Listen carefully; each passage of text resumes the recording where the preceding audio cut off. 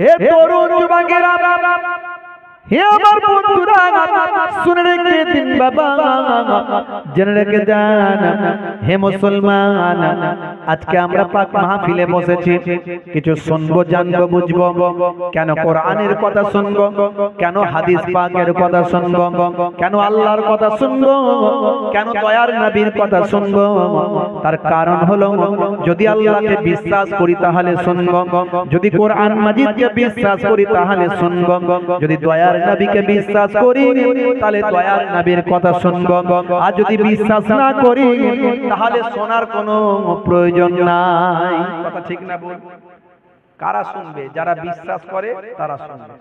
হ্যাঁ, এবারে বিশ্বাসে আমাদের যাতে মজবুতি আসে, আমরা বিশ্বাস করি বলি শুনতে এসেছি, কিন্তু বিশ্বাসে যাতে মজবুতি আসে তার জন্য আমি দু একটি উদাহরণ দেব আপনাদের কাছে।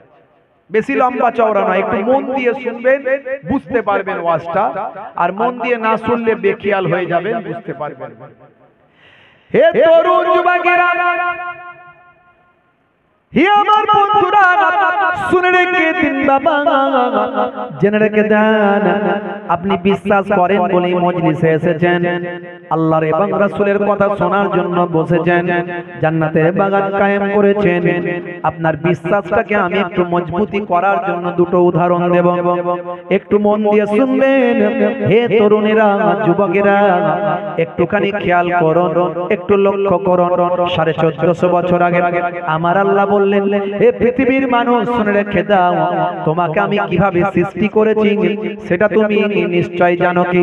না না, শোনো শোনো, তোমাকে আমি এক কাতরা নাপাক পানি নতফা থেকে তৈরি করেছি, যে নতফা পুরুষের শরীর থেকে বের হলে 40 কোটি তাতে শুক্রাণু থাকে। হে তরুণ যুবকেরা, এই 40 কোটি শুক্রাণু সব মারা যায়, কেবলমাত্র একটা শুক্রাণু বেঁচে থাকে, যেটা মাতৃগর্ভের ডিম্বাণুর সঙ্গে মিলিত হয়ে আপনারা আমার মতো পৃথিবীর কোটি কোটি মানুষের মায়ের গর্ভে জন্ম হয়। আল্লাহ বলছেন, বান্দারে, এক কাতরা নাপাক পানি থেকে তোমাকে আমি সৃষ্টি করেছি। ওই এক কাতরা নাপাক পানি, যে পানিটা শরীর থেকে বের হলে গোসল করা ফরজ হয়ে যায়। হে তরুণ যুবকেরা, হে আমার বন্ধুরা, শুনে রেখে দিন বাবা, ওই এক কাতরা নাপাক পানি মাতৃগর্ভে আমার আল্লাহ বললেন, বান্দারে, ওই এক কাতরা নাপাক পানিটাকে আমি আল্লাহ নির্দিষ্ট সময় পরে জমাট বাঁধা রক্তে পরিণত করি। সুম্মা কানা আলাকাতান ফাখালাকা ফাসাওয়া, জমাট বাঁধা রক্তপিণ্ড তৈরি করলাম। জমাট বাঁধা রক্তপিণ্ডটাকে আমার আল্লাহ বলেন, আরো কিছু সময় যাওয়ার পরে, একটা নির্দিষ্ট সময় পার হতে না হতে, আমি আল্লাহ সেই জমাট বাঁধা রক্তটাকে গোশতের টুকরোতে পরিণত করে দিলাম। গোশতের টুকরোটা মাতৃগর্ভে থাকার পরে আমার আল্লাহ সেটাকে বড় করতে লাগলেন। বড় করতে করতে করতে করতে করতে করতে আল্লাহর কুদরতি ক্ষমতায় ওই গোশতের টুকরো থেকে, পিণ্ড থেকে, গোশতের পিণ্ড থেকে আমার আল্লাহ কুদরতি ক্ষমতায় অটোমেটিক মাথা বের করলেন, অটোমেটিক হাত বের করে দিলেন, অটোমেটিক পা বের করে দিলেন, অটোমেটিক চোখ বের করে দিলেন, অটোমেটিক সুন্দর একটা দেহ। হে তরুণ যুবকেরা, মাতৃগর্ভে আমার আল্লাহ হাত পা পঞ্চ ইন্দ্রিয়, নাসিকা, কর্ণ, জিহ্বা, ত্বক দিয়ে মাতৃগর্ভে একটা সুন্দর মানুষ তৈরি করলেন। হবে না? ভাবুন, কল্পনা করুন। হে যুবক, হে যুবক, ধরাকে সরা মনে করেছো বাপ, আজকে ক্ষমতা হয়েছে, ক্ষমতার বড়াই করছো। কত ক্ষমতাওয়ালা মাটিতে মিশে গুঁড়ো হয়ে গেছে, অস্তিত্ব নাই। কত শক্তিশালী, কত বাদশাহ, কত পৃথিবীর ক্ষমতাশালী ব্যক্তিগুলো মাটির সঙ্গে মিশে ধুলো হয়ে গেছে, কোনো খবর নাই। আজ যে ধনী, কাল সে গরিব। আজ যে গরিব, আল্লাহ চাইলে তাকে ধনী বানাতে পারে। হে যুবক, তোমার চোখের সামনে কত মানুষ মারা গেল, তুমি তাদেরকে জানাজার নামাজে অংশ নিয়েছো, তাদের দাফন করেছো, তুমি দেখেছো কত মানুষকে মারা যেতে, আজ যে তুমি বেঁচে আছো কাল থাকবে কিনা গ্যারান্টি কি দিতে পারবে যুবক? পারবে না। তাহলে এসো আল্লাহর পথে ফিরে এসো। আমার আল্লাহ কোরআন মাজিদে বললেন, বাল তুসিরুনাল হায়াতাদ দুনিয়া ওয়াল আখিরাতু খায়রুন ওয়া আবকা। এই দুনিয়া হলো তোমাদের জন্য ক্ষণস্থায়ী, পরকালটা হলো তোমাদের জন্য চিরস্থায়ী। এখানে গড় আয়ু হয়ে গেছে কত বছর? গড় আয়ু হয়ে গেছে এখানে 50, 60, 70। আর ভাইরা আমার, ভারতবর্ষের মানুষের গড় আয়ু 50, 60, 70 বছর হয়ে গেছে। আগের যুগের মানুষেরা বাঁচত কত বছর? আদম নবীর জামানায় মানুষ বাঁচত 900 বছর, 1000 বছর। বুঝতে পারছেন? মুসা নবীর জামানায় মানুষ বাঁচত 700 বছর, 600 বছর, 500 বছর। ভাইরা আমার, একজন ব্যক্তি মা সাফুরার গর্ভ থেকে যার জন্ম হয়েছিল তার নাম হলো আউস বিন আনাক। এই আউস বিন আনাক বেঁচে ছিল 3500 বছর। বুঝতে পারছেন? এসব ঘটনা যদি বলি সময় অনেক চলে যাবে বাপ, সময় বেশি দিতে পারবো না। কারণ ভাইরা অনেক আশা করে আজকে আমাকে নিয়ে এসেছেন, অনেক কথা তারা বলেছেন। অনেকে বলেছেন হুজুর এই ওয়াজটা করবেন, অনেকে বলেছেন হুজুর এই গজলটা বলবেন, অনেকে ফোন করেছে, ফোন করে বলেছে হুজুর এই ওয়াজটা করবেন। আবার ভাইরা বলেছেন হুজুর একজন নামাজি, নতুন নামাজি, নামাজের পড়ার তিনি মনস্থির করেছেন, তাকে একটা পুরস্কার দেওয়া হবে। তিনি নামাজ পড়তে অনুপ্রাণিত হয়েছেন, কমিটির ভাইদের পক্ষ থেকে তাকে একটা পুরস্কার দেওয়া হবে। কি পুরস্কার দেওয়া হবে সেটা যখন দেওয়া হবে তখন দেখবেন, এখন বলবো না। আমরা কেন তাকে পুরস্কারটা দেব, কমিটির ভাইরা কেন দেবেন? যাতে করে পুরস্কারটা এই জন্যই দেওয়া হবে যে যাতে করে তাকে দেখে আরো অনেক নামাজি ভাই বেড়ে যায়। জোরে বলুন সুবহানাল্লাহ। তাহলে এই একটা পর্ব আছে, এখানে একটু কাজ আছে, অনেক আলোচনা আছে। আবার ভাইরা বলেছে হুজুর আপনি চলে যাওয়ার আগে একটু আগামী বছর যাতে জলসাটা হয় তার জন্য একটু ব্যবস্থাও করতে হবে। তাহলে কত কিছু কাজ আছে, বুঝতে পারছেন? তার মাঝখানে আলোচনা লম্বা চওড়া নয়। মুসলমান একটু খেয়াল করুন বাবা মা, এই যে আমরা 50 বছর 60 বছর বাঁচি, আগের যুগের মানুষ ভাই আমার 1000 বছর, 1500 বছর, এমনকি 3500 বছর পর্যন্ত আউস বিন আনাক বেঁচে ছিলেন। তখনকারের মানুষেরা উম্মতে মুহাম্মাদের কথা শুনে বলতেন, হাগো নবী ও আল্লাহর নবী, উম্মতে মুহাম্মাদি নাকি 50, 60, 70, 80 বছর বাঁচবে, তারা সাবালক হবে। প্রশ্ন করেছিলেন তারা কি সাবালক হবে? হ্যাঁ সাবালক তো হবে। তাদের কি বিয়ে শাদী হবে? তাদের কি বাচ্চা কাচ্চা হবে? বলে হ্যাঁ ওরই ভিতরে সবে আল্লাহর নবী এই অল্প বয়সে 70, 80 বছরে তাদের বিয়ে শাদীও হয়ে যাবে, বাচ্চা কাচ্চাও হবে। বলে হ্যাঁ। বুঝতে পারছেন? তারা আগের যুগের মানুষেরা নবীদের কাছে উম্মতে মুহাম্মাদির কথা শুনে অবাক হয়ে যেত। এই ঘটনা আছে, তাফসিরে পাবেন, অনেক কিছু আলোচনা আছে এরকম। ভাইরা আমার, তো আমার আপনার নবীকে, নবীর উম্মতদের এত কম বয়স কিন্তু সম্মান বেশি না কম? জোরে বলেন, সম্মান বেশি না কম? 5টা রাত আছে, 5টা রাত আল্লাহ দিয়েছেন উম্মতে মুহাম্মাদির। 5টা রাত, ঈদের রাত, বকরা ঈদের রাত। চাঁদ রাতে ছেলেরা ফুর্তি করে, ওটাই ইবাদতের রাত, দোয়া কবুলের রাত। ওই রাতে ইবাদত করলে ভাই আমার শত শত মাস ইবাদত করার থেকে বেশি উত্তম। চাঁদ রাত এগুলো দোয়া কবুলের রাত, ইবাদতের রাত। ঈদের রাত, বকরা ঈদের রাত, আশুরার রাত। আশুরা মানে মুহররম মাসের 10 তারিখ আশুরার রাত, আর শবে বারাতের রাত। শবে বারাত নিয়ে কিছু মোল্লা মৌলবী বলছে না, শবে বারাতে নামাজ পড়া বলছে পেশাখানায় রাত কাটানোর সমান। বলুন নাউজুবিল্লাহ। এগুলো মৌলবীদের কথা, শুনলে অবাক হয়ে যাবেন। আর আমাদের দেশেও একটা দুটো মৌলবী এরকম বেরিয়েছে, মোটা মোটা চেহারা করেছে, আবার ভাসিয়ে ভাসিয়ে কথা বলছে, পরিহাস করছে। বলছে মেয়েরা আমাকে ফোন করছে, হুজুর শবে বরাতে তুই নামাজ পড়বো, এরকম করে বলছে। কি নিয়ত করব? আমি বললাম তুই নিয়ত করবি, তুই মরে যাবি, মরে যাওয়ার মৌলবী বলছে আরে ভাই আমি মেনে নিচ্ছি সে হয়তো 5 ওয়াক্ত নামাজ পড়েনি, কিন্তু শবে বরাতের রাত্রে একটা রাত নামাজ পড়ছে, হতে পারে তো এই এক রাত ইবাদত করে তার মন মানসিকতা পরিবর্তন হয়ে গেল, সে 5 ওয়াক্ত নামাজই হয়ে যেতে পারে। আমি মানছি সে কোনোদিন নামাজ পড়েনি, কিন্তু শবে বরাতের রাত্রে এক রাত নামাজ পড়লে আল্লাহ তাকে গোনা দেবে না নেকি দেবে? আমাকে বুঝিয়ে দাও তো দেখি মৌলবী, তাহলে কেন বাধা দিচ্ছ তুমি? যেখানে আল্লাহর নবী নিজে নামাজ পড়েছেন শবে বরাতের রাত্রিতে লাইলাতুন নিসফি মিন শাবান, যেখানে 20-25 খানা হাদিস আছে, তার মধ্যে সহিহ হাদিস আছে, হাসান পর্যায়ের হাদিস আছে, যায়ীফ পর্যায়ের হাদিস আছে, কিন্তু হাদিস তো আছে। কত উদাহরণ দেব? এখন এই মৌলবীগুলো জ্বালায় অস্থির হয়ে যাচ্ছি আমরা, সাধারণ মানুষও অস্থির, কার কথা শুনবো? বলছে নামাজ পড়তে হবে না, নামাজ পড়লে নাকি বিরাট গুনাহ। ভাই শুনেছেন কোনদিন বাপের কালে নামাজ পড়লে গুনাহ হয়? এখনকার মৌলবীদের কথা বলছে নামাজ পড়লে গুনাহ, কেন রে ভাই? ইস, আখেরি জামানা। আমার কাছে 2-3 খানা হাদিস আছে, আমি এক্ষুনি বলতে পারতাম। ইবনে মাজাহ শরীফের হাদিস আমার সামনে এক্ষুনি রাখা আছে, একদম আমি রেডি করে রাখি সব সময়, বুঝতে পারছেন ভাইরা আমার, তরুণ যুবকেরা আমার, মুরব্বিয়ানেরা আমার, একেবারে এটা হলো সুনানে ইবনে মাজাহ শরীফের হাদিস 1388 নম্বর হাদিস। আন আলী ইবনে আবি তালিব قال قال رسول الله صلى الله عليه وسلم। দাঁড়ান, চশমার পাওয়ারের সমস্যা আছে, একটু বড় করে নি।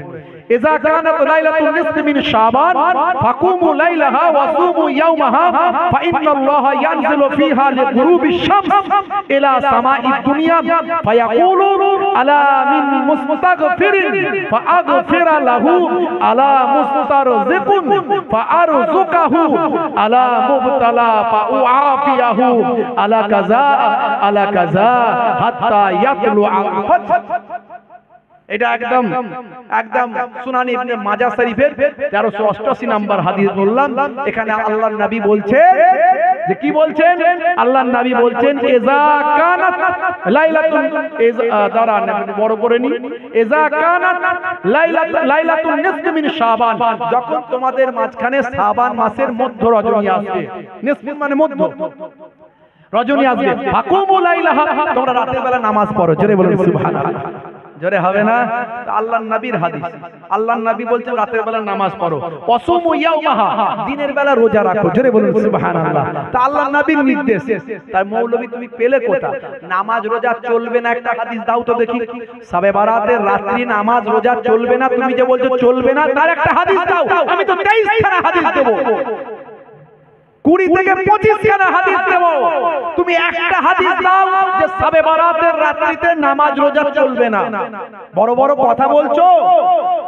মেয়েরা জিজ্ঞাসা করছে হুজুর কি নিয়ত করব? তুই নিয়ত কর, তুই মরে যাবি, এইসব কথা বলছো। ভাঁড় সেজে বসে আছো মৌলবী, এসব কথা বললে ঈমান থাকবে? নামাজ রোজা নিয়ে ছেলে খেলামি হচ্ছে, কি বলবেন বলেন দেখি? বলার কিছু নাই, কিছু বলার নাই। কিছু মানুষ ওই রকম বানিয়ে বুনিয়ে বললে তাই আবার কিছু মানুষ ও ঠিক বলছে, তাহলে একে লোকে নামাজ রোজা করে না ঠিক মতো, একটু যদি করে তো ভালো, করতে করতে তো মহব্বত বাড়বে। আজকে এই কমিটি, এই যে পূর্ব পলতার কমিটির ভাইরা, আজকে একজন নামাজি ভাই নতুন নামাজি হচ্ছে, তাকে একটা গিফট দেবে, পুরস্কার দেবে। কেন দেবে? এটা ভালো কাজ না খারাপ কাজ? 100% ভালো কাজ। তাকে দেবে এই জন্য যাতে করে আরো মানুষের আগ্রহ জন্ম হয়, আরো মানুষের আগ্রহ বাড়ে। জোরে বলুন সুবহানাল্লাহ। অনেক হাদিস আছে, কথা বলবো, বেশি কথা বলবো না ভাই আমার, তরুণ যুবকেরা আমার। এই জন্য বলি যাত্রার ওয়াজ শুনবেন না। যখনই বুঝতে পারবেন এই বক্তার বক্তব্যে নবীর বিরোধিতা আছে, নবীর প্রতি মহাব্বত নাই, আহলে বায়াতের বিরোধিতা আছে, আহলে বায়াতের প্রতি মহাব্বত নাই, তুচ্ছ তাচ্ছিল্য করে কথা বলছে, যখনই বুঝতে পারবেন এই বক্তা ওলি আউলিয়াদের মানে না, যখনই বুঝতে পারবেন এই বক্তা ভাই আমার পীর মাশায়েখদের মানে না, বুঝতে পারবেন এজিদি মার্কা মৌলবী আছে। এজিদের দলে মৌলবী ছিল না? ছিল না? হাফেজ ছিল, মৌলবী ছিল, নামাজ পড়তো, জামাত করতো, করে ইমাম হোসাইনকে শহীদ করেছিল। করে নামাজ পড়ে দাড়ি রেখে টুপি মাথায় দিয়ে জুব্বা পরে মৌলভী মাওলানা হাফেজ এরা ইমাম হোসেনকে শহীদ করেছিল। এদের থেকে জালেম আর কে হতে পারে বলুন? কাল কিয়ামতের দিনে আমার নবীকে যে সাফাত করবে করবে নবীর কলিজার টুকরা নাতি, যে নাতিকে নবী মাথায় নিয়েছেন, পিঠে নিয়েছেন, কোলে নিয়েছেন, বুকে নিয়েছেন, যে নাতিদেরকে নবী এত ভালোবেসেছেন, সেই নাতিদেরকে যারা নবীর নাম নিয়ে শহীদ করেছে, কোরআনের নাম নিয়ে শহীদ করেছে, আল্লাহর নাম নিয়ে শহীদ করেছে, আল্লাহর নবী কি তাদের উপর রাজি থাকবেন? কোনোদিন থাকবেন না। তারা কোনোদিন নাজাত পাবে না। তার সবচেয়ে আগে মহাব্বত দরকার। হে তরুণ যুবকেরা, হে আমার বন্ধুরা, শুনে রেখে দিন বাবা, জেনে রেখে দেন হে মুসলমান, এই জন্য আমরা আল্লাহর ওলিদেরকে মানব, আল্লাহওয়ালা মানুষদেরকে ভালোবাসবো, আল্লাহওয়ালা মানুষদের কথা শুনবো। মৌলবী হলি তার কথা শুনবো না, মাওলানা হলি তার কথা শুনবো না, আলেম হলি তার কথা শুনবো না। যদি দেখি সেই আলেমটা বা আমল আলেম, মানে আমলওয়ালা আলেম, যার কথা থেকে হিংসা নাই, যার কথার মধ্যে বিদ্বেষ নাই, যার কথার মধ্যে চগলখড়ি নাই, যার কথার মধ্যে নবীর দুশমনি নাই, যার কথার মধ্যে ওলি আল্লাহদের দুশমনি নাই, যার কথার মধ্যে আহলে বায়াতের বিরোধিতা নাই, জানবেন তিনি হলেন প্রকৃত আলেম বান্দা, প্রকৃত ওলি। এই রকম আলেমে হাক্কানি আল্লাহর ওলি বান্দাদের আমরা মহব্বত করব। হে তরুণ যুবকেরা, হে আমার বন্ধুরা, হে আমার মুরব্বিয়ানেরা, শুনে রেখে দিন বাবা, এইরকম একজন আল্লাহর মাহবুব বান্দা, নাম বলি হযরত হাসান বসরি রাহমাতুল্লাহ আলাইহি, বসরার বিখ্যাত আল্লাহর মাহবুব বান্দা। মানুষ যখন আরামায়েশে ঘুমিয়ে থাকে, আল্লাহর ওলিরা তখন আল্লাহর ইবাদতে মশগুল থাকে। আমার আল্লাহ কোরআন মাজিদে ওলি আল্লাহদের কথা বলেছেন, আলা ইন্না আউলিয়া আল্লাহি লা খাউফুন আলাইহিম ওয়ালা হুম ইয়াহজানুন। যারা আমার প্রকৃত ওলি বান্দা হয়, আমি আল্লাহ বলি তাদের কোনো খৌফ নাই, ডর নাই। আমি আল্লাহ বলি তাদের কোনো চিন্তা নাই। জোরে হবে না? জোরে হবে না? হে তরুণ যুবকেরা, হে আমার বন্ধুরা, শুনে রেখে দিন বাবা, জেনে রেখে দেন হে মুসলমান, যারা আল্লাহর মাহবুব বান্দা হয়, তাদের সঙ্গে যদি শত্রুতা করো, হাদিস পাকের মধ্যে এসেছে, আল্লাহর রাব্বুল আলামিন জানিয়েছেন, দয়ার নবী বলেছেন, মান আদালি ওলিয়ান ফাকাদ আযানতুহু বিল হার। কে আছো আমার ওলি বান্দার সঙ্গে শত্রুতা করো, আমার সঙ্গে কিয়ামতের দিনে যুদ্ধ করার জন্য প্রস্তুত হয়ে যাও। আল্লাহর সঙ্গে যুদ্ধ করা পৃথিবীর কোন মানুষের ক্ষমতা হবে না। তোমার বুকে রাখো আল্লাহরই ভয়, আসবে না কোনো দিন কোনো পরাজয়, আসবে না কোনো দিন কোনো পরাজয়। বলুন না সুবহানাল্লাহ। জোরে হবে না? হারাম হালাল জেনে, সরল সত্য মেনে, নিষিদ্ধ সব ছেড়ে উঠুক জীবনকে বেড়ে যাবে তুমি জান্নাতে। জান্নাত ছিল স্বপ্ন তোমার, তোমার বুকে রাখো আল্লাহরই ভয়, আসবে না কোনো দিন কোনো পরাজয়। জোরে হবে না? হে তরুণ যুবকেরা, আল্লাহর ওলি বান্দারা সবচেয়ে বেশি আল্লাহকে ভয় করে। আমার আল্লাহ কোরআন মাজিদে বারবার আল্লাহ বলেছেন, ইয়া আইয়ুহাল্লাযীনা আমানুত্তাকুল্লাহ, হে বান্দারা, হে ঈমানদারেরা, তোমরা আমি আল্লাহকে ভয় করো, হাক্কা তুকাতি, যেমন ভয় করা দরকার তেমন তোমরা ভয় করো। আমি আল্লাহকে সবচেয়ে বেশি ভয় করবে। ডাক্তার মাস্টার থেকে শুরু করে চোর পুলিশ বা আমার গুন্ডা বদমাইশ, যাকে তুমি যেভাবে ভয় করো না কেন, সবচেয়ে বেশি ভয় আল্লাহকে করবে। ভালোবাসার সঙ্গে ভয় করবে। আল্লাহকে ভয় করার মধ্যে তফাৎ হলো, অন্যদের প্রতি ভালোবাসা ভক্তি নাও থাকতে পারে, কিন্তু আল্লাহকে যে ভয় করবে তার মধ্যে ভক্তি ভালোবাসার সঙ্গে আল্লাহকে ভয় করবে। অন্যদের কথা অমান্য হতে পারে, কিন্তু আল্লাহর কথা একটাও অমান্য তোমরা করো না। কিন্তু হে মুসলমান, বুকে হাত দিয়ে বলুন, আল্লাহর কথা অমান্য আমরা করি কিনা? হে যুবক, আজ তুমি বেঁচে আছো, কাল কিন্তু থাকবে না। আল্লাহ 5 বার বলেছেন 5 ওয়াক্ত নামাজ পড়তে, কিন্তু আজকে আমরা নামাজ পড়ি না। হে যুবক, আজ তুমি আছো, কাল তুমি থাকবে না। তুমি মারা গেলে কবরে যাবে, আত্মীয় স্বজন বাবা 14 পুরুষ কয়েকদিন পরেই তারা ভুলে যাবে। হে যুবক, যদি তুমি নামাজি হয়ে যাও, আল্লাহকে ভয় করার মতো ভয় করো। আল্লাহর নবী বলেন, ইন্নাল্লাযীনা আমানু ওয়া আমিলুস সালিহাত, আমার আল্লাহ জানিয়ে দিয়েছেন, কানাত লাহুম জান্নাতুল ফিরদাউস নুজুলা, যারা ঈমানটা এনেছে সেই মতো আমলটা করেছে, তাদের জন্য আমি আল্লাহ আমার দয়ার জান্নাত জান্নাতুল ফিরদাউস দান করে দিলাম। জোরে হবে না? আল্লাহ বলছেন, বান্দারে এত কিছু দিলাম, তোদের জন্মটা কিভাবে দিলাম একবার কল্পনা কর। তোদেরকে আমি আল্লাহ ওয়া খালাকনাকুম আজওয়াজা, আমি আল্লাহ তোদেরকে জোড়ায় জোড়ায় সৃষ্টি করলাম। এ তরুণ যুবকেরা, আমার আল্লাহ বলছেন, লাকাদ খালাকনাল ইনসানা ফি আহসানি তাকবীম, আমি মানুষকে পৃথিবীর সর্বাপেক্ষা সুন্দর করে সৃষ্টি করেছি। এ তরুণ যুবকেরা, আমার আল্লাহ বলছেন, লাকাদ কাররামনা বানি আদম, আমি আদমের আওলাদকে উচ্চ মর্যাদা উচ্চ সম্মান দান করেছি, পৃথিবীর সর্বাপেক্ষা শ্রেষ্ঠ জীবে পরিণত করেছি মানুষকে। হে মানুষ, শুনে রেখে দাও, তোমাদের জন্য মাটিকে আমি বিছানা বানিয়েছি, তোমাদের জন্য আকাশকে আমি ছাদ বানিয়েছি, তোমাদের জন্য আমি দিনের বেলা রুজি রুটির ব্যবস্থা করেছি। ফাইজা কুদিয়াতিস সালাত ফান্তাসিরু ফিল আরদ ওয়াবতাগু মিন ফাদলিল্লাহ, এই নামাজ খতম हो गया, चलो निकलो जमीन पर फैल जाओ, रोजी रोटी तलाश करो, इनकम करो। ए তরুণ যুবকেরা, বিবি বাচ্চার হক পালন করো, পিতামাতার সেবা করো। হে যুবকেরা, শুনে রেখে দাও, আল্লাহ বললেন শুনে রেখে দাও, হে দুনিয়ার মানুষ জেনে রেখে দাও, তোমাদের জন্য এত নিয়ামত আমি আল্লাহ দিয়েছি, তোমাদের জন্য আমি আল্লাহ এত নিয়ামত দিয়েছি, শুনে রেখে দাও, জেনে রেখে দাও। আমার আল্লাহ বলছেন, ওয়াজআলনাল লাইলা লিবাসা, আমি আল্লাহ তোমাদের জন্য রাতকে পোশাক বানিয়েছি। সব কিছুর মধ্যে সায়েন্স আছে, বিজ্ঞান আছে, বাস্তবতা আছে। আমার আল্লাহ যা বললেন একটাও অপ্রাসঙ্গিক নয়, একটাও অবাস্তব নয়, একটাও অবৈজ্ঞানিক। একটু কল্পনা করে দেখুন আল্লাহ কি বলছেন।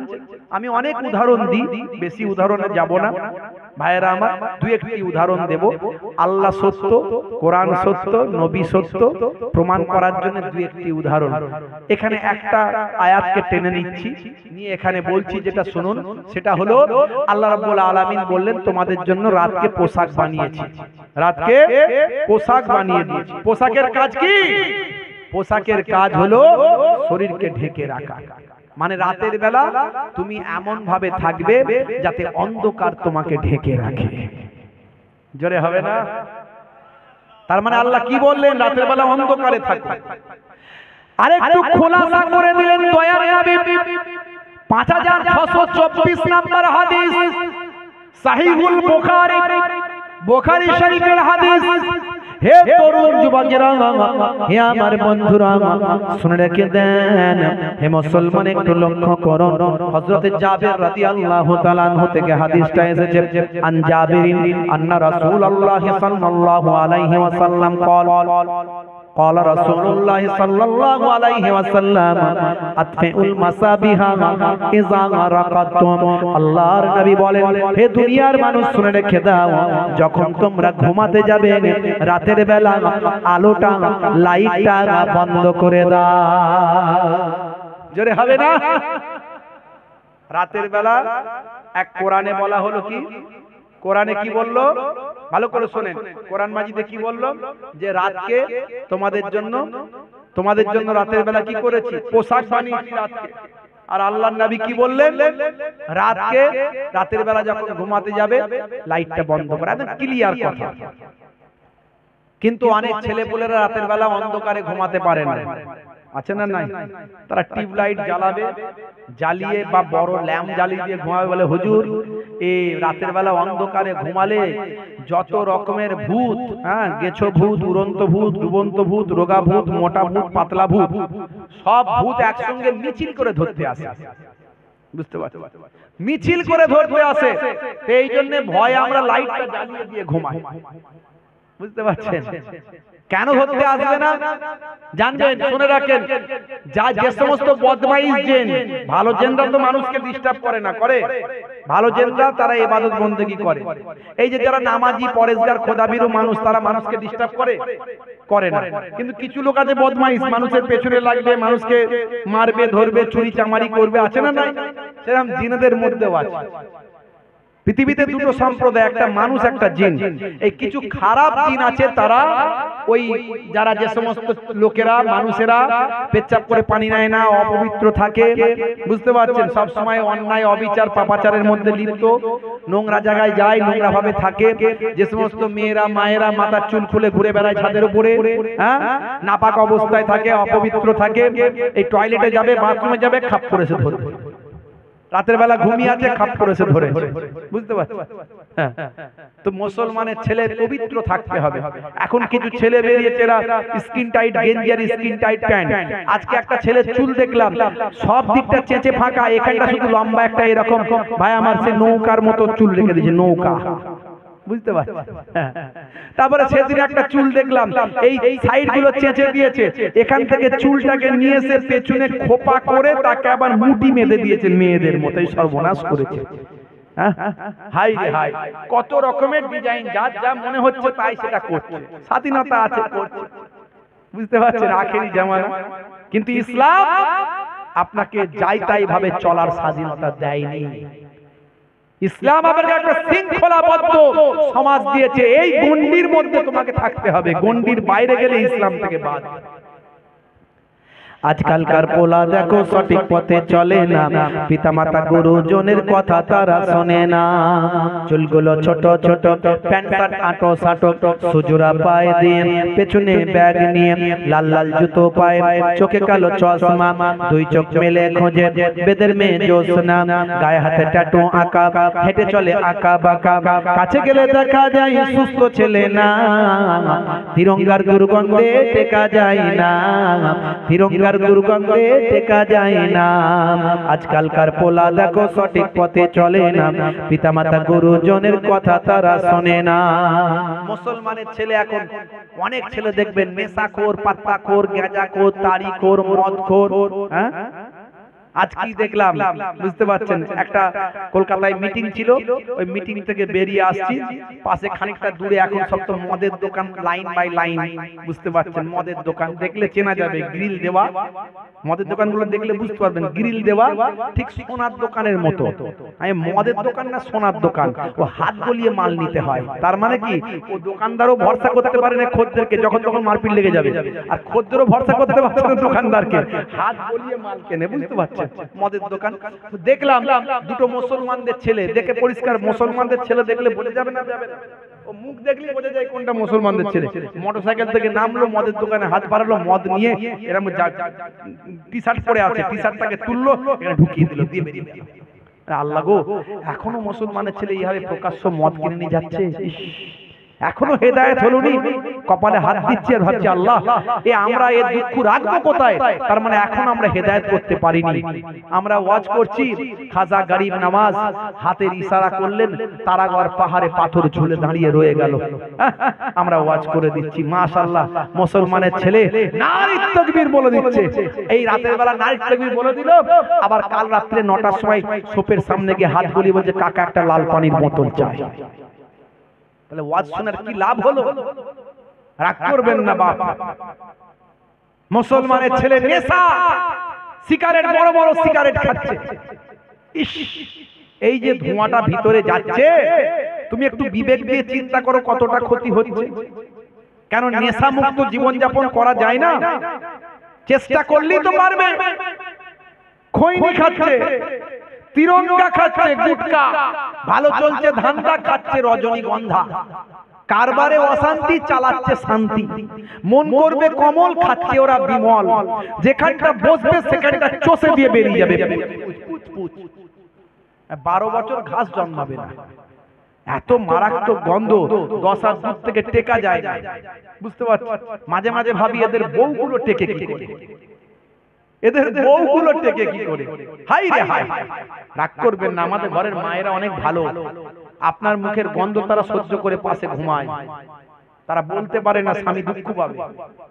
আপনার মনে হয় না যে আমার স্ত্রীকে আমি কষ্ট দেব না, আজ থেকে নেশা করব না, সিগারেট বিড়ি ত্যাগ করলাম, মদ ত্যাগ করলাম, যারা মাতাল খুব কমই আছে, তো মদ যারা খান, কখনো সখনো খান, মদ ত্যাগ করলাম, রাজ থেকে প্রতিজ্ঞা করতে পারেন না তিরঙ্গা, গুটকা, গোয়া এগুলো খাবো না, এগুলো নেশাগুলো করব না।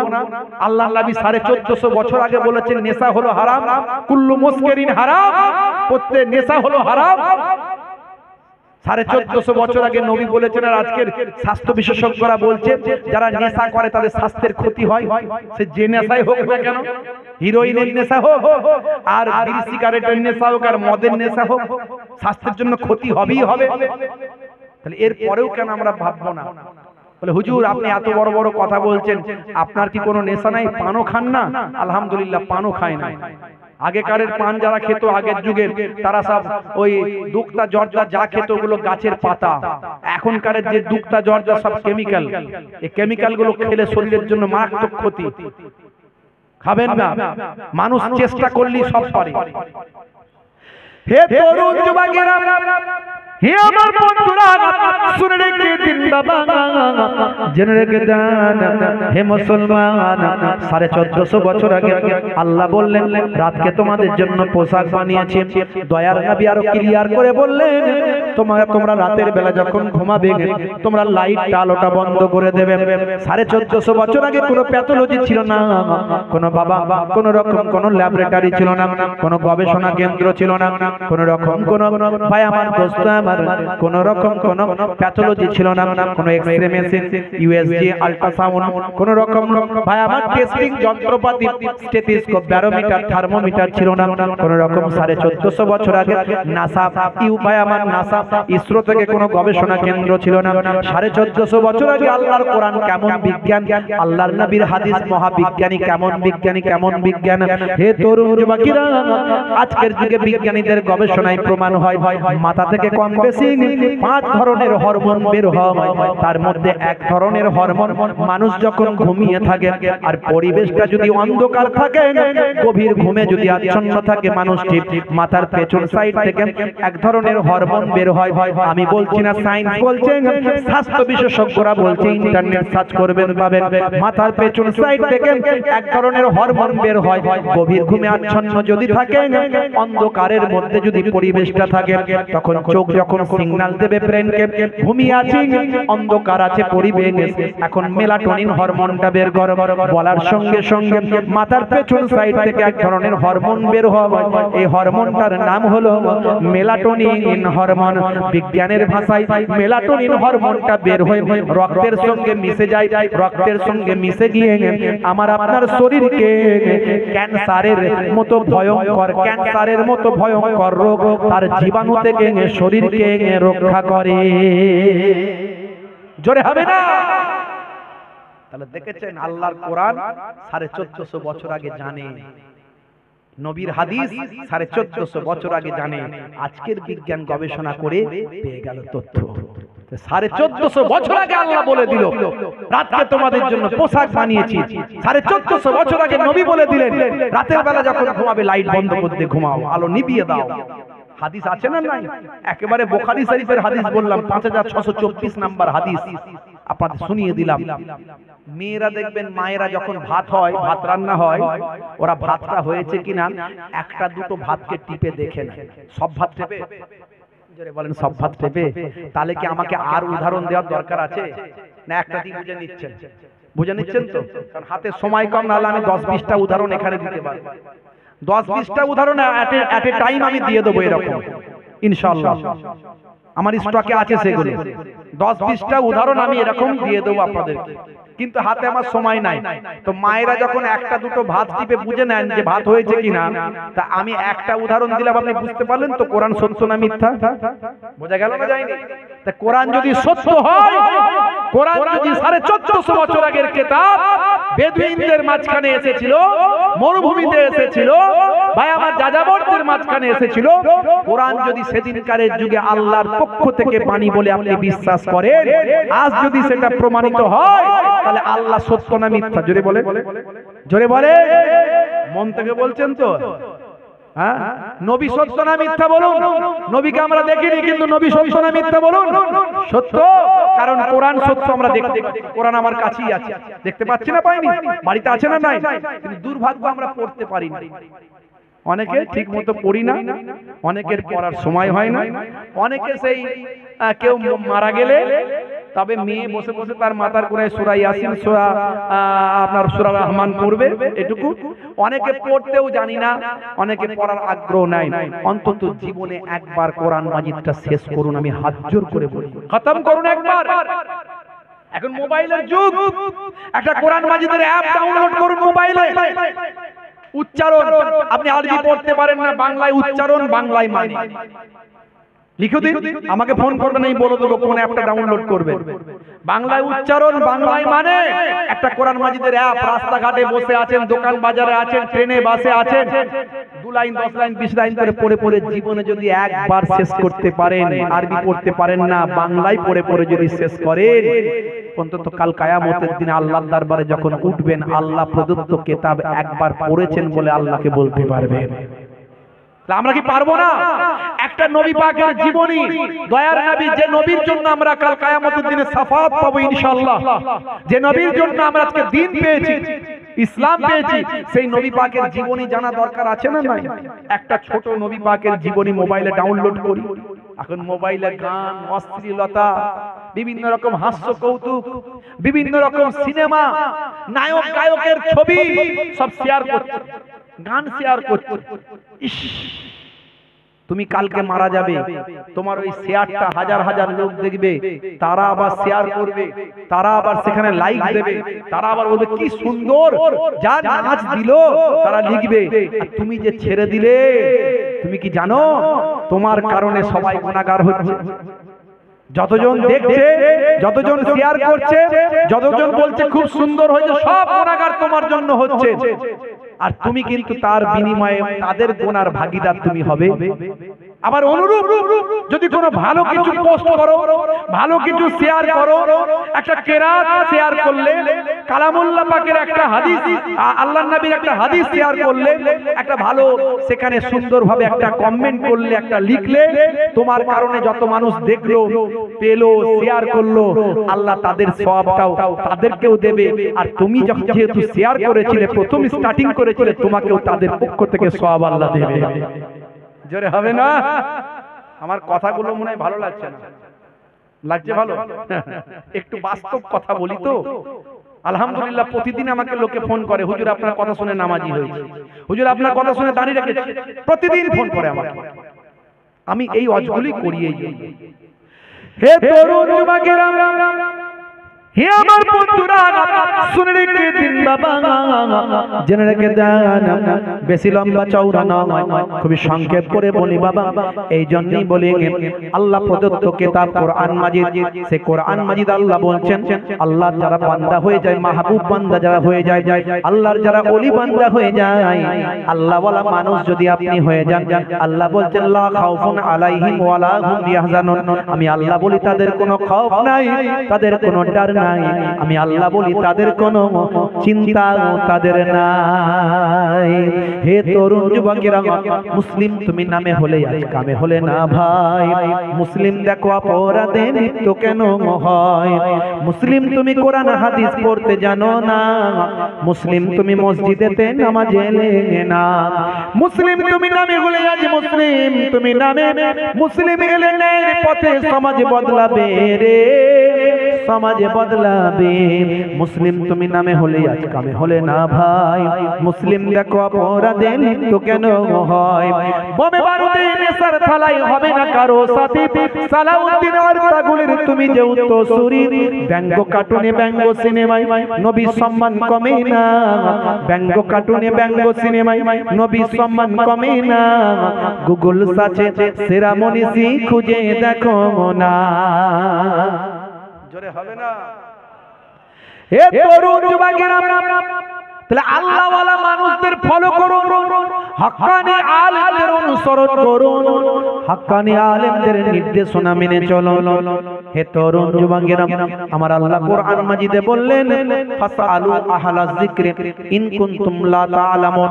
হে দুনিয়ার মানুষ, তোমরা যেটা জানো না, জাননে ওয়ালা মানুষের কাছ থেকে তোমরা জেনে নাও। কোরআন মাজিদ শেখো না, শিখে নাও। সময় আছে, মাদ্রাসায় যাও, ইমাম সাহেবের সঙ্গে কথা বলো। তোমার লজ্জা লাগে সবাইয়ের সঙ্গে পার্সোনাল করে কথা বলে তার কাছ থেকে শিখে নাও।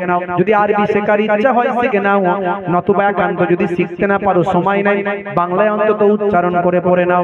তোমার কিছু ডাউট হলে, কোনো কিছু প্রশ্ন আসলে আলেম ওলামাদের কাছে জেনে নাও, মাওলানা সাহেবদের কাছে জেনে নাও, ইমাম সাহেবের কাছ থেকে জেনে নাও। আমাকে রবিবারে ফোন করলে আমিও তোমাদের বলার চেষ্টা করব। হে তরুণ যুবকেরা, হে আমার বন্ধুরা, যারা হাক্কানি আলেম তাদের অনুসরণ করো, অনুকরণ করো। হযরতে হাসান বসরি রাহমাতুল্লাহ আলাইহি এমন একজন হাক্কানি আলেম ছিলেন বাবা, আল্লাহর মাহবুব বান্দা ছিলেন বাবা। আল্লাহর ওলি বান্দা হওয়া সহজ ব্যাপার নয়। সাধারণ মানুষ আরামায়েশে দিন কাটায়, আল্লাহর ওলি বান্দারা আল্লাহর চিন্তা, আল্লাহর গবেষণা, রাসূলের সুন্নাত, আল্লাহর ইবাদতে দিনরাত কাটিয়ে দেয়।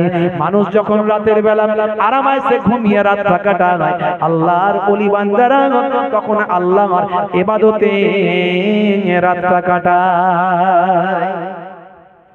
হযরতে হাসান বসরি রাহমাতুল্লাহ আলাইহি যেমন বড় আলেম ছিলেন, যেমন বড় একজন বিজ্ঞ পণ্ডিত ছিলেন, একজন মুহাক্কিক আলেম ছিলেন, তেমন একজন আল্লাহর ওলি বান্দা ছিলেন।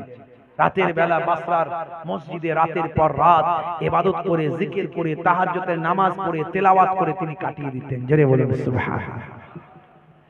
হুজুরের ছোটবেলার একটা বন্ধু ছিল, বুঝতে পারছেন? ছোটবেলায় হুজুরের একটা বন্ধু ছিল। ভাইরা আমার, তরুণ যুবকেরা আমার, হযরতে হাসান বসরি রাহমাতুল্লাহ আলাইহি ছোটবেলায় একজন ওঠা বসা করত। বন্ধু মানে একসঙ্গে বড় হয়েছে, নাম হচ্ছে সামাউন। তো সামাউন ছোটবেলা থেকে উঠা বসা একসঙ্গে, হ্যাঁ ভাই আমার। কিন্তু হলে কি হবে, সে ছিল একজন মাজুসি। মাজুসি মানে কি? মাজুসি মানে হলো যে আগুনকে খোদা বলে মানে, আগুনকে খোদা বলে মানে, আগুনের কাছে যা চাওয়ার চাই, আগুনের কাছে সিজদা করে, আগুনকে রব বলে মানে, প্রভু বলে মানে আগুনকে। তার যুক্তি হলো আগুনের বিরাট ক্ষমতা, আগুনের বিরাট ক্ষমতা, আগুন যা পায় সব পুড়িয়ে দেয়। কথা ঠিক না ভুল? আচ্ছা বলুন তো, আগুনের থেকেও বড় ক্ষমতা কার আছে? একেবারে অনেক দূর চলে গেল। মাথা ঠিক বলেছে, পানি। আগুনের থেকে বেশি ক্ষমতা আছে না নাই? পানির ক্ষমতা। পানি আগুনকে নিভিয়ে দিতে পারে না, পারে না? হ্যাঁ। হযরতে হাসান বসরি হুজুর বলছেন, বাবা সামাউন, তুমি বলছো আগুনের বিরাট ক্ষমতা, আগুন যা পায় সব পুড়িয়ে দেয়, তো আগুনের থেকেও তো বড় ক্ষমতা আছে পানির। তুমি সেই উল্টো পাল্টা কথা, যুক্তি দিচ্ছে তো যুক্তি নেবে না, তুমি সেই উল্টো পাল্টা কথা, তুমি আমার এসব ব্যাপারে কথা বলো না হাসান। হাসান, তুমি আমার এসব ব্যাপারে কথা বলো না। তো হাসান বসরি জোর করে তো ধর্ম হয় না। তো কোনো মানুষ কষ্ট পাবে মৃত্যুর পরে, এটা আল্লাহর ওলিরা খুব দুঃখ পান, চাই না কখনো। হে তরুণ যুবকেরা, হে আমার বন্ধুরা, আল্লাহর ওলি হযরতে হাসান বসরি রাহমাতুল্লাহ আলাইহি ভাই আমার মাঝে মাঝে সামাউনকে হেদায়েতের চেষ্টা করেন, কিন্তু সামাউন হেদায়েত হতে চায় না, সে আগুনকে খোদা বলি মেনে চলতে চায়। হে তরুণ যুবকেরা, শুনে রেখে দিন বাবা, জেনে রেখে দেন, আল্লাহর ওলি হযরতে হাসান বসরি মস্ত বড় আবেদ বান্দা, মস্ত বড় ইবাদতকারী বান্দা। হে যুবকেরা, আল্লাহর ওলি বান্দা হতে গেলে নামাজ ছেড়ে দিয়ে ওলি বান্দা হওয়া যায় না, বরং অনেক বেশি বেশি নামাজ তাকে পড়তে হয়। আর নরমাল 5 ওয়াক্ত নামাজ যদি আপনি পড়েন, তাহলে অন্তত আপনি ঈমানদার হবেন, আল্লাহর নির্দেশটা মানলেন এবং আল্লাহর নির্দেশের ডিউটিটা আপনি পালন করলেন। তার মানে আপনি একজন ডিউটি পালন করা দায়িত্বশীল ব্যক্তিতে পরিণত হলেন। হে তরুণ যুবকেরা, তার মানে সবচেয়ে বড় ইবাদত হলো নামাজ। নামাজ ছেড়ে দিয়ে কোনোদিন জান্নাত পাওয়া যাবে না। আল্লাহ বলেছেন, বান্দারে এত নিয়ামত দিয়েছি, সব কিছু দিলাম, রাতকে তোমাদের জন্য আমি আল্লাহ পোশাক বানালাম, তোমাদেরকে জোড়ায় জোড়ায় সৃষ্টি করলাম, তোমাদেরকে দিনের বেলা কাজকর্ম রুজি রুটির জন্য ব্যবস্থা করলাম, তোমাদেরকে আমি আল্লাহ কুদরতি বাতাস দান করলাম। এই বাতাসে আছে কত রকমের গ্যাস জানেন? অনেক রকমের গ্যাস আছে বাতাসে। সেখান থেকে আমরা অক্সিজেনটা নিচ্ছি, কার্বন ডাই অক্সাইডটা ত্যাগ করছি। গাছ কিন্তু সালোক সংশ্লেষ প্রক্রিয়ায় আমাদেরকে অক্সিজেন দান করছে। আল্লাহর কুদরতি ক্ষমতা, কিভাবে গাছের সঙ্গে মানুষের সম্পর্ক একটু ভাবুন। এই জন্য বলে, একটা গাছ যদি কাটো, 10টা গাছ তুমি লাগিয়ে দাও, পরিবেশ সুন্দর হবে, পরিবেশে ভাই আমার সুস্থ বাতাস বইবে, আর মানুষের অক্সিজেনের অসুবিধা হবে না, রোগ অসুখ বিসুখ কমে যাবে। পায়ে অসুবিধা আছে, অসুবিধা থাকলে ওইদিকে ঘুরিয়ে দেন। হ্যাঁ, এটা নবীর স্টেজ তো। হে তরুণ যুবকেরা, হে আমার বন্ধুরা, শুনে রেখে দিন বাবা, জেনে রেখে দেন, হে মুসলমান, একটুখানি লক্ষ্য করুন বাবা, এই বাতাসে কত রকমের গ্যাস থাকে মনে রাখবেন। অক্সিজেন আছে, নাইট্রোজেন আছে, কার্বন ডাই অক্সাইড আছে, হিলিয়াম আছে, আরো অনেক রকমের গ্যাস আছে। ছোটবেলায় বিজ্ঞান যারা পড়েছে তারা জানে। তবে মনে রাখবেন, বাতাসে সবচেয়ে বেশি যে গ্যাসটা আছে, সেই গ্যাসটার নাম হলো নাইট্রোজেন। আর যে হাইড্রোজেন বাবা ভাই আমার অক্সিজেন, এই অক্সিজেনকে আমরা যদি এভাবে বলি, H2O, 2 ভাগ হাইড্রোজেন 1 ভাগ অক্সিজেন। আপনি জানেন এই দুটো গ্যাস মিলে কি হয়? এই দুটো গ্যাস মিলিয়ে ডিস্টিল ওয়াটার পানি হয়ে যায়। আর সেই গ্যাসগুলো আল্লাহর কুদরতি দান।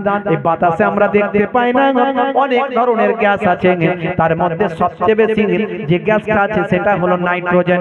অন্তত প্রায় 80%, 77 থেকে 80% নাইট্রোজেন গ্যাস আছে। এই নাইট্রোজেন গ্যাসকে আমার আল্লাহ আমার নাকের ভিতর ঢোকালেন না, কার্বন ডাই অক্সাইড গ্যাসকে নাকের ভিতর ঢোকালেন না। এই বাতাস থেকে মিলেমিশে থাকা সব গ্যাসকে ফিল্টার করে আমার আল্লাহ কুদরতি গ্যাস অক্সিজেন আপনারা আমার নাকের ভিতর ঢোকালেন।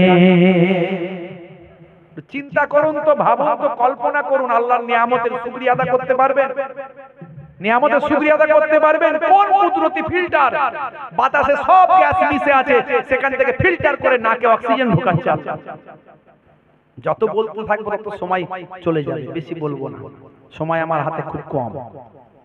হে তরুণ যুবকেরা, হে আমার বন্ধুরা, শুনে রেখে দিন বাবা, জেনে রেখে দেন, আমার নবী কত কষ্ট করে এই দিনকে কায়েম করলেন। এই নামাজকে প্রতিষ্ঠা করার জন্য নবী আমার কত মেহনত করলেন, কত অত্যাচার জুলুম সহ্য করলেন, কত সাহাবায়ে কেরামেরা শহীদ হয়ে গেল, নবীর দান মোবারক শহীদ হয়ে গেল, হেলমেটটা ভেঙে গেল, আল্লাহর নবীকে মক্কা ছেড়ে মদিনায় হিজরত করে চলে যেতে হলো।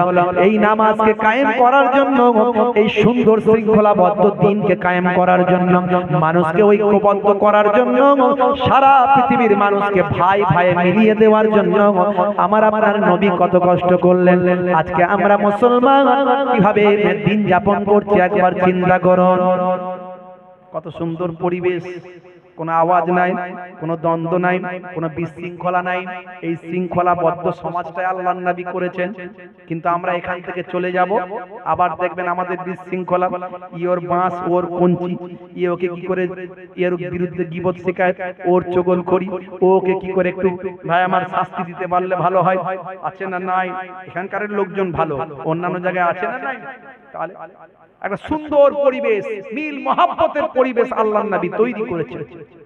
কিন্তু আমরা মুসলমান দুনিয়াবি দিক থেকে আর ইসলামী দিক থেকে সব দিক থেকে আমরা বিভিন্ন ভাবে দল মত ভাগ করে নিয়েছি, দ্বন্দ্ব অশান্তি।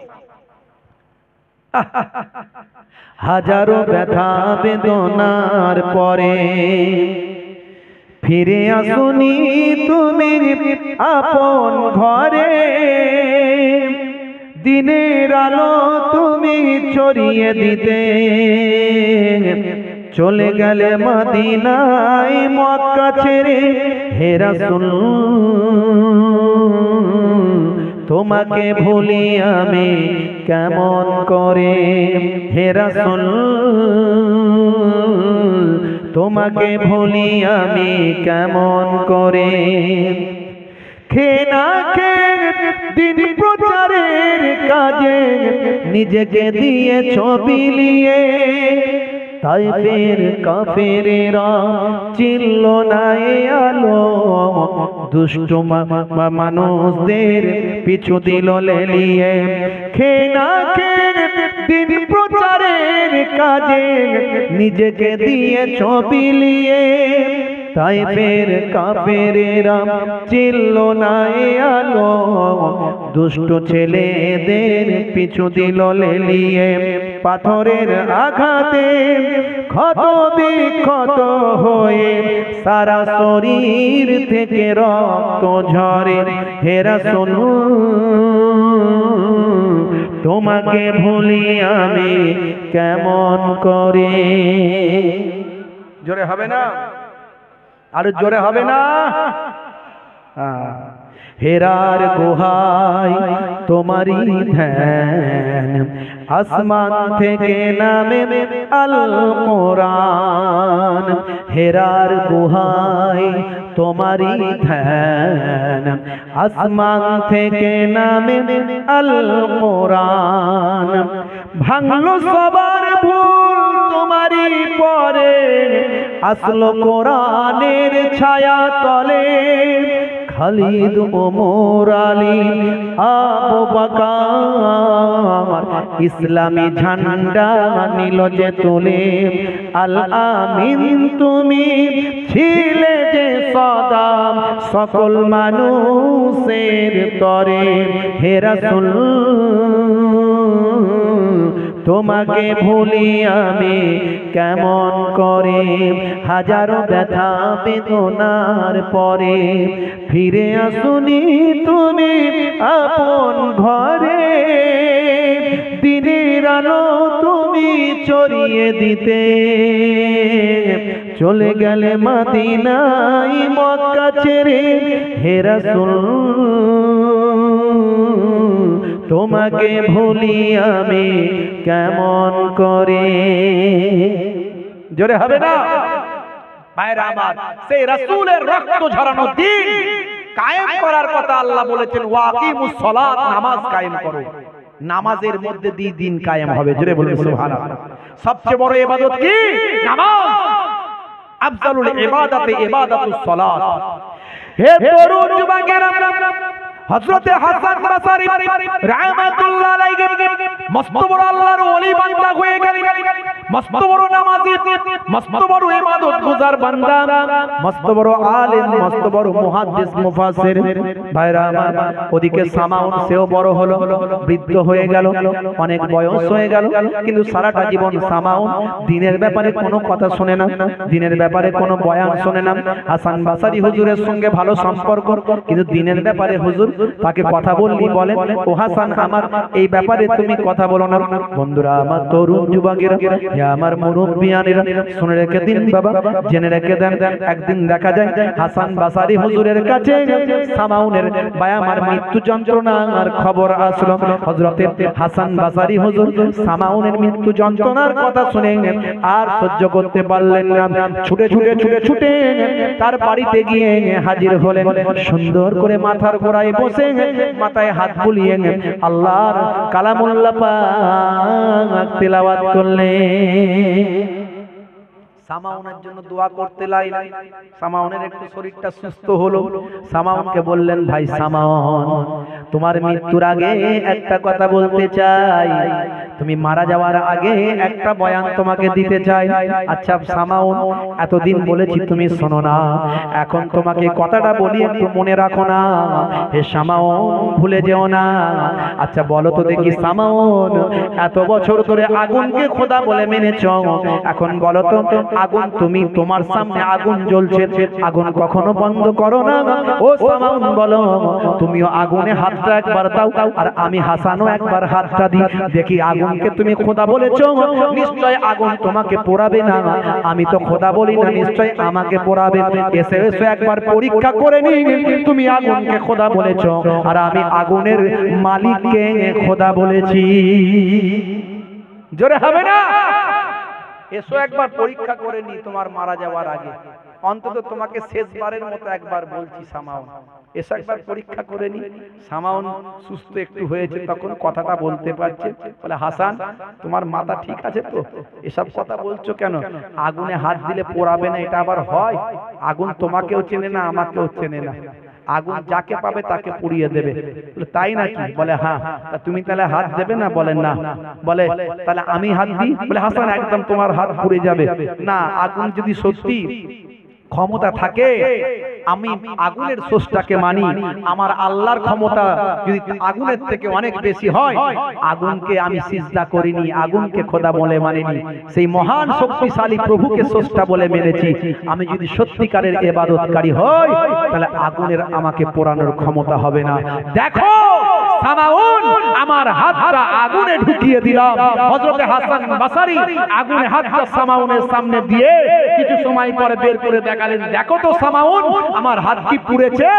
সামাউন দেখলো একটা লোম পর্যন্ত পড়েনি। জোরে হবে না? আর জোরে হবে না? ভাইরা আমার, আমাকে তুলে নাও অগ্নি মহান, আমি যে পূজারি সামাউন নাম। আমাকে তুলে নাও অগ্নি মহান, আমি যে পূজারি সামাউন নাম। সইতে পারি না এ জ্বালা এখানে, রইতে চাই না বেঁচে আর ভুবনে। সইতে পারি না এ জ্বালা এখানে, রইতে চাই না বেঁচে আর ভুবনে। আমাকে তুলে নাও অগ্নি মহান, আমি যে পূজারি সামাউন নাম। হাসান বসরি পৌঁছে গিয়ে সামাউন ভাইকে দিল বলে। হাসান বসরি পৌঁছে গিয়ে সামাউন ভাইকে দিল বলে, মৃত্যুর আগে কালেমা পড়লে জান্নাতে তোমায় নেবে কোলে। জোরে হবে না? এই বলে হুজুর অগ্নিতে হাত, আল্লাহর ওলির দেখো কারামাত। এই বলে হুজুর অগ্নিতে হাত, আল্লাহর ওলির বড় কারামাত। সামাউন তখন বলে বারবার, সামাউন তখন বলে বারবার, কালেমাটা পড়িয়ে দাও না আমার। জোরে হবে না? সামাউন বললো, আরে বাপ রে বাপ, তোমাকে পড়াইনি? আহা, আমি সারা জীবন ভুল করে ফেললাম। হে হাসান, যদি তোমার কথা আগে শুনতাম, আমাকে কি করতে হবে বলো? বলে সামাউন, তুমি একবার যদি কালেমাটা পড়ে নাও, ইন্নাল ইসলাম ইয়াহদিমু মা কানা ক্বাবলাহু ওয়া ইন্নাল হিজরাতা তাহদিমু মা কানা ক্বাবলাহা ওয়া ইন্নাল হজ্জা ইয়াহদিমু মা কানা ক্বাবলাহু। ইসলাম मिटा देता है अगले गुनाहों को, हज मिटा देता है अगले गुनाहों को, हिजरत मिटा देता है अगले गुनाहों को। তুমি ইসলাম কবুল করার সঙ্গে সঙ্গে তোমার পূর্বের জীবনের গুনাহ আল্লাহ maaf করে দেবে। সামাউন বললেন, তাহলে পড়িয়ে দাও মহাবাণী মহাকালেমা। কালেমা শরীফ যখনই পড়লেন, পড়ে তিনি ঈমান কবুল করলেন। করার পরে তার মনে ভয় ঢুকে গেল, হে হাসান, তাহলে আমি কবরে গেলে আযাব হবে না? হবে না? বলে যাও, তুমি ইসলাম কবুল করেছো, কালেমা পড়েছো, আমার আল্লাহ তোমার পূর্বের সব গুনাহকে মাফ করে দিয়েছে, নিশ্চয় তোমার কবরে আর আযাব হবে না। বলে হে হাসান, তুমি একটু লিখে দাও আমাকে, আমার বড় ভয় হচ্ছে, আমি মারা যাওয়ার পরে যদি কবরে আযাব হয় তুমি একটু লিখে দাও আমাকে, একটু লিখে দাও। হাসান বাসারি লিখে দিলেন যে সামাউন ঈমান কবুল করেছে, আমি হাসান বাসারি লিখছি তার কবরের আযাব হবে না। লিখে দিলেন, খুব সংক্ষেপে বলি, একটু শেষ করব। লিখে দিলেন, দেওয়ার সঙ্গে সঙ্গে হাসান বাসারি দিয়ে দিলেন, যাও সামাউন, এটা তোমার কাছে রাখো। তো সামাউন বলল, তাহলে এই কাগজটা আমি মারা যাওয়ার পরে আমার সঙ্গে দিয়ে দিতে বলবো। যাও, দিয়ে দেবে, অসুবিধা নাই, যাও, আল্লাহর কথাই তো লিখেছি, অসুবিধা নাই। এমন সময় সামাউন মারা যাওয়ার পরে তার ওই কাগজটা হাতে দিয়ে দেয়া হলো, ওই অবস্থায় তাকে দাফন করে দেয়া হলো। হাসান বাসারি চলে এলেন, চলে এসে বাসরার মসজিদে রাতের বেলা ইবাদত করছেন। তখন তার মস্তিষ্ক দিমাগ অন্যদিকে চলে গেল, আরে সর্বনাশ, আমি কত বড় ভুল কাজ করে ফেললাম, কত বড় ভুল কাজ করে ফেললাম। আরে জান্নাত দেওয়ার মালিক আমি না আল্লাহ, আমি হাসান বাসারি জান্নাত দেওয়ার মালিক না আল্লাহ, আমি তো মারাত্মক কথা লিখে দিয়েছি। যাও, তোমাকে আল্লাহ জান্নাত দিয়ে দেবে, এটা বললি হয়ে গেল। আরে বাপ রে বাপ, হাসান বাসারি এবার কান্না শুরু করলেন। বড় আলেম না, আলেমের সঙ্গে তফাৎ এটা, এটা আল্লাহর আলেম বান্দারা জানে, অত সহজ নয়। তারা কোন গন্ডিতে আছে, গন্ডির বাইরে চলে যাচ্ছে কিনা আলেম বান্দারা ধরে ফেলবে। আরে বাবা, এটা আমার ইখতিয়ার, এটা আল্লাহর ইখতিয়ার, কাউকে জান্নাত দেবেন কি জাহান্নাম দেবেন আল্লাহর ইখতিয়ার। ঝরঝর করে কাঁদতে শুরু করলেন, কাঁদতে কাঁদতে কাঁদতে কাঁদতে কাঁদতে কাঁদতে কাঁদতে কাঁদতে ঘুম চলে এসেছে। আল্লাহকে বলে, আল্লাহ তুমি মাফ করে দাও, আল্লাহ তুমি ক্ষমা করে দাও, আমি ভুল কাজ করে ফেলেছি। আল্লাহ তাকে আমি গ্যারান্টি দিয়ে ফেলেছি, গ্যারান্টি দেওয়ার মালিক তো আমি নয়, তুমি তো আল্লাহ, তুমি জানো জান্নাত দেবে কি জাহান্নাম দেবে, আমি তোমার ইখতিয়ারকে নিজের ইখতিয়ার করে ফেলেছি, আল্লাহ আমাকে ক্ষমা করে দাও, আমাকে মাফ করে দাও বলে কাঁদছে। কাঁদতে কাঁদতে হাসান বাসারি হুজুর ঘুমিয়ে গেছে। হে তরুণ যুবকেরা, হে আমার বন্ধুরা, শুনে রেখে দিন বাবা, জেনে রেখে যান, হে মুসলমান, এমন সময় ঘুমের মধ্যে তন্দ্রা ভাব যখন এসেছে, ঘুম এসে গেছে, হযরতে হাসান বাসারি সামাউনকে স্বপ্নে দেখছেন। সামাউন আল্লাহর জান্নাতের ভিতরে ঘোরাঘুরি করছে। সামাউনের সঙ্গে কথা হলো, হযরতে হাসান বাসারি বলেন, সামাউন বলো তুমি কেমন আছো, একবার বলো। সে সময় সামাউন বলল, হুজুর আমি আল্লাহর জান্নাতে আরামে আছি, আমার পূর্বের জীবনে জিন্দেগির গুনাহ আমার আল্লাহ মাফ করে দিয়েছেন। হযরতে হাসান বাসারীকে সামাউন বলল, হুজুর বেয়াদবি নেবেন না, আপনার যে চিঠিটা দিয়েছিলেন, যে লেখাটা দিয়েছিলেন, এই লেখাটা দেখানোর কোনো প্রয়োজন হয়নি, এই নিন আপনার লেখা, আমি আপনাকে ফিরিয়ে দিলাম। এমন সময় ঘুমের মধ্যে হযরতে হাসান বাসারীর হাতে সামাউন লেখাটা, চিঠিটা দিয়ে দিলেন। হাসান বাসারী ধরে ঘুমিয়ে গেছেন। এমন সময় ঘুমটা ভেঙে গেল, হাতটা খুলে দেখেন আল্লাহর কুদরতি ক্ষমতা, সামাউনকে দেখা দেওয়া ওই চিঠিটা নিজের হাতে নিয়ে চলে এসেছে। অনেকে মনে হবে এটা আবার কোনো হয় নাকি? হাদিসের মধ্যে এসেছে আল্লাহ রাব্বুল আলামিন, আল্লাহর নবী, দয়ার নবী সাহাবায়ে কেরামদের খুরমা দিয়েছিলেন, খুরমা, স্বপ্নের মধ্যে খুরমা দিয়েছিলেন। সাহাবী ঘুম থেকে উঠে খুরমার স্বাদ পাচ্ছিলেন। কি করে সম্ভব হলো? কি হলো? আপনারা কেউ ডিস্টার্ব করবেন না, এত চিৎকার চেঁচামেচি কিসের? আস্তে কথা বলবেন না। বসো বসো বসো। হিরিকে মুসলমান এই জন্যই মার খায়, যেখানে হিরিক মুসলমান সেখানে এত হইচই করার কি আছে? যা কোনো ডিস্টার্ব হচ্ছে, কমিটির ছেলেরা আছে, এলাকার লোক আছে, তারা দেখবে, আপনারা কেউ উঠবেন না। ভাইরা আমার, এই ওইদিকে ডিস্টার্ব করবেন না। তো হইছে আওয়াজ কেন? মায়েরা চুপ করুন, ফিতনা করবেন না। এত সুন্দর পরিবেশটা, জান্নাতের বাগানটাতে শয়তান ঢুকে গিয়ে নষ্ট করে দেবে। একদম হইচই করবেন না। একবার দরুদ শরীফ, আল্লাহুম্মা সাল্লি আলা সাইয়্যিদিনা মাওলানা মুহাম্মদ। ওনাদের বসতে অসুবিধা হচ্ছে, আমি বুঝতে পারছি, লোক হ্যালো চেক হুজুর আপনি ওয়াজ করুন একটা পাগল মেয়ে ছেলে এসেছে আচ্ছা তার জন্য ঝামেলা হচ্ছে ঠিক আছে অসুবিধা নাই ওনাকে ধরে ওনার বাড়ির সঙ্গে পাঠিয়ে দেন হ্যাঁ আপনি ওয়াজ চালিয়ে যান দরুদ শরীফ আল্লাহুম্মা সাল্লি আলা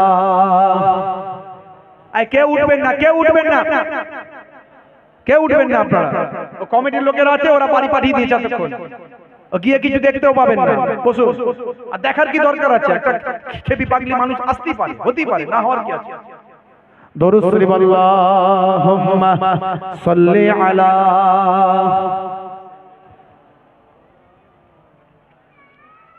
ওয়া আলা আলিহি বারোই রবিউল আউয়ালে রহমত ওয়ালা নবী এলো রে সাফাতের তাজ পরে জামিনে বরকত ওয়ালা নবী এলো রে ভাই এলো রে ভাই এলো রে কাউসার ওয়ালা নবী এলো রে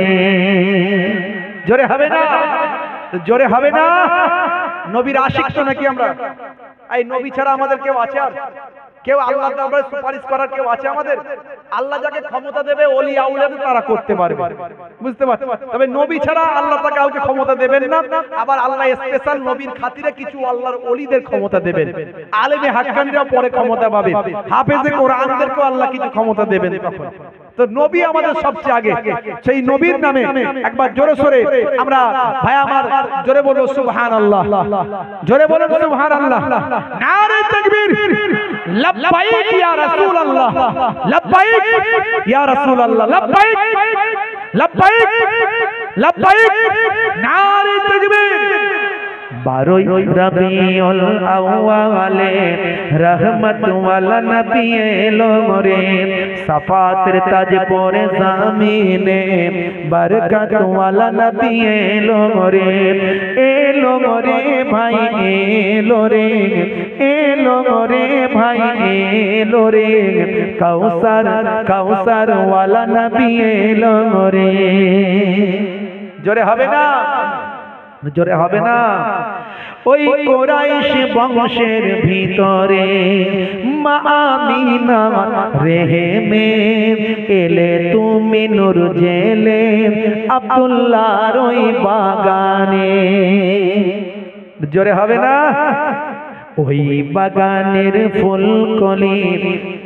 বাগানের ফুলকলি ফুটলো সারা ভুবনে বারোই রবিউল আউয়ালে রহমত ওয়ালা নবী এলো রে বলুন না সুবহানাল্লাহ জোরে হবে না আচ্ছা বলুন তো ওই নবীকে ভালোবেসে এই জান্নাতের বাগানটা আগামী বছর তৈরি করা দরকার আছে না নাই যেমন আছে না নাই আমরা রাজি তো নাকি আগামী বছর নবী পাককে ভালোবেসে সেই নবীর আলোচনা শোনার জন্য সেই নবীর মহাব্বত পাওয়ার জন্য নবীর আশিক বান্দা হওয়ার জন্য একজন ভাই আছেন আগামী বছর 5001 টাকা হাতটা তুলে দেখাতে পারেন এই জান্নাতের বাগান কায়েম করার জন্য কোন দাতা ভাই গনি ভাই ধনী ভাই নবীর আশিক 5000 টাকা পাক পাঞ্জাতনকে ভালোবেসে আহলে বায়াতকে ভালোবেসে কাল কিয়ামতের দিনে আহলে বায়াতের প্রেমিক হিসাবে উঠবেন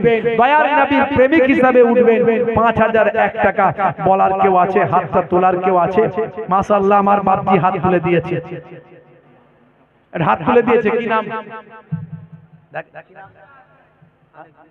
জনাব মোহতারাম সম্মানীয় খালেদ বিশ্বাস সাহেব আমার বাপজি থাকতে না পেরে আহলে বায়াতের মহব্বতে দয়ার নবীর আশিক হওয়ার জন্য কাল কিয়ামতের দিনে আমার আল্লাহ যেন এই দানটাকে নাজাতের জরিয়া বানিয়ে দেন বলুন আল্লাহুম্মা আমিন মোহতারাম খালেদ বিশ্বাস সাহেব 5001 টাকা জোরে বলুন মারহাবা বলুন না মারহাবা নারে তাকবীর দোয়া আল্লাহুম্মা আমিন আমার মাবুদ আল্লাহ তোমার এক বান্দা মাবুদ তোমার নবীর আশিক আহলে বায়াতের প্রেমিক মাবুদ আল্লাহ আমার আর আপনার এক বান্দা আহলে বায়াতের প্রেমিক, আপনার নবীর আশিক, আপনার গোলাম মাবুদ আল্লাহ আমার বাপজি মোহতারাম খালেক বিশ্বাস সাহেব থাকতে না পেরে আমার বাপজি আগামী বছর জান্নাতের বাগানটা কায়েম করার জন্য 5,000 টাকা তার মেহনতের পয়সা জান্নাতের বাগানে দিয়েছেন। মাবুদ আল্লাহ গো, আয় আমার আল্লাহ, তুমি বলেছো কোরআন মাজিদে এসেছে, তুমি বলেছো একের বদলে আমি 10 দিই। মান জাআ বিল হাসানাতে ফালাহু আসরু আমসালিহা, বান্দা একের বদলে আমি 10 দেব, এটা কোরআনের কথা, কোরআনের গ্যারান্টি। মাবুদ আল্লাহ তুমি একের বদলে 10 দিও, 5 10 এ 50, তো 50,000 টাকা তুমি এর বিনিময়ে দিয়ে দিও। এটা তো তোমার ওয়াদা, কখনো মিস হবে না। তোমার নবীর হাদিসে কুদসির মধ্যে বলেছো, তুমি জানিয়ে দিয়েছো একের বদলে 10, 100, 700 বেহিসাব মালে মালামাল আমি করে দিই। তার বিনিময়ে তোমার বান্দাকে তুমি মালে মালামাল করে দাও, কারবারে উন্নতি দাও, হালাল তিজারতে ব্যবসা বাণিজ্যে উন্নতি দাও। কাল কিয়ামতের দিনে, বিচারের দিনে আহলে বায়াতের সঙ্গে থেকে জান্নাতের খুশবু হাওয়া, জান্নাতের দিদার, আপনার দিদার, আপনার নবীর দিদার করিয়ে দাও। আমার মাবুদ যে নিয়ত করে দান করেছে, নিয়তকে কবুল করে নাও। মাবুদ আল্লাহ তোমার নবী বলেছেন বুখারী শরীফের হাদিস, ইন্নামাল আমালু বিন্নিয়াত, নিয়তের উপর আমল হয়। তুমি তোমার বান্দারা যে যা নিয়ত করে দান করবে, চিন্তা করছে মাবুদ নিয়তকে কবুল করে নাও। কেউ কারো বাপ কবরে, কারো মা কবরে, ভাই বোন আত্মীয় স্বজন কবর। মাবুদ আল্লাহ তুমি গরিবকে ধনী বানাতে পারো, ধনীকে গরিব বানাতে পারো, জিন্দাকে মুর্দা, মুর্দাকে জিন্দা, বড় বড় অসুখ থেকে তুমি সুস্থ দিতে পারো, আবার মানুষকে যে কোনো সময় অসুস্থ বানাতে পারো। তুমি চাইলে ক্যান্সার দিতে পারো, টিউমার, প্যারালাইজ, হার্ট অ্যাটাক দিতে পারো, ভেলোর, চেন্নাই, ম্যাড্রাস, ব্যাঙ্গালোর পাঠাতে পারো, লক্ষ লক্ষ টাকা খরচ করাতে পারো। তুমি চাইলে র্যান্টাক জিনটাকে সামান্য কোয়াক ডাক্তারে সুস্থ রাখতে পারো।